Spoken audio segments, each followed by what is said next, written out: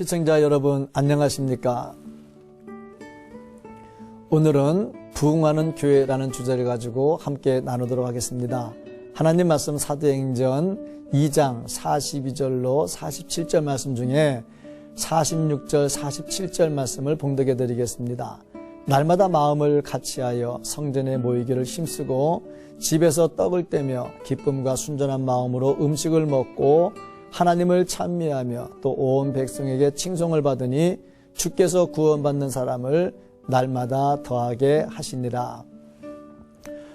교회에서 자주 사용하는 단어 가운데 하나가 부흥입니다.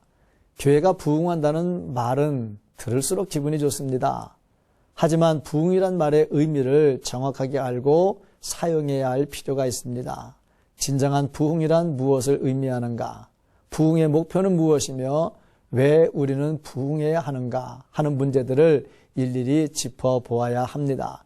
어떤 사람들은 많이 모이는 것을 부흥이라고 합니다. 그건 사실입니다. 사람도 많아지고 물질도 많아지고 환경도 좋아지는 것이 부흥입니다. 하지만 성경은 그것만을 부흥이라고 하지 않습니다. 신구약 성경을 통틀어서 부흥이라는 말이 하박국 3장 2절에 한 번 나옵니다. 그런데 이 말은 숫자적인 부흥이 아닌 질적인 부흥이었습니다. 진정한 부흥은 신앙적인 데서 시작합니다. 개인의 신앙이 향상되는 것이 부흥의 중심 요소입니다.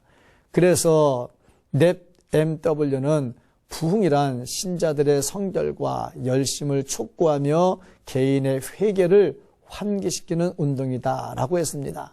하지만 그것은 추상적이요. 그 목표 지점을 정확하게 알 수 없을 뿐 아니라 개인의 질적인 척도를 어떻게 판단할 것인가 하는 문제점을 갖게 해줍니다.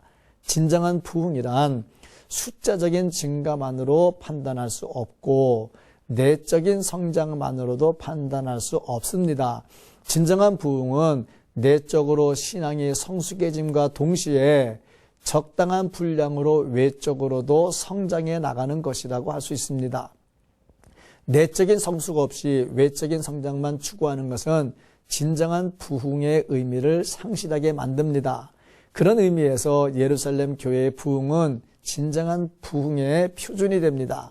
예루살렘 교회의 모습이 어땠습니까? 첫째로 자기 발전이 있었습니다. 자기 발전을 위해서 배우는 생활에 힘썼습니다. 진정한 신앙은 말씀에서 시작이 됩니다. 그들은 사도의 가르침을 받았으며 기도 생활에 힘썼습니다. 또한 기쁨이 넘치는 생활을 했습니다. 그리스도로 인한 기쁨을 가지고 살았습니다. 그런 그들의 삶에 찬송이 끊이지 않았습니다. 둘째로 모임을 통해서 부흥을 이루었습니다. 그들은 모이기를 힘썼습니다. 개인의 발전만이 아닌 교회의 부흥을 위해서 모이기를 힘썼습니다. 모여서 화목한 분위기를 이루었습니다. 화목하게 교제하기 위해서 이기심을 버렸습니다. 셋째로 외적인 발전을 이루었습니다. 좋은 소문이 밖으로 퍼져나가도록 했습니다.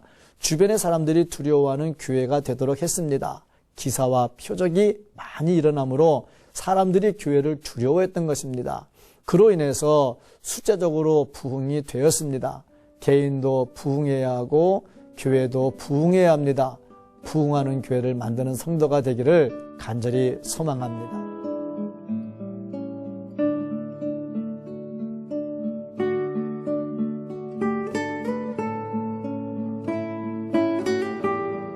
기도하겠습니다.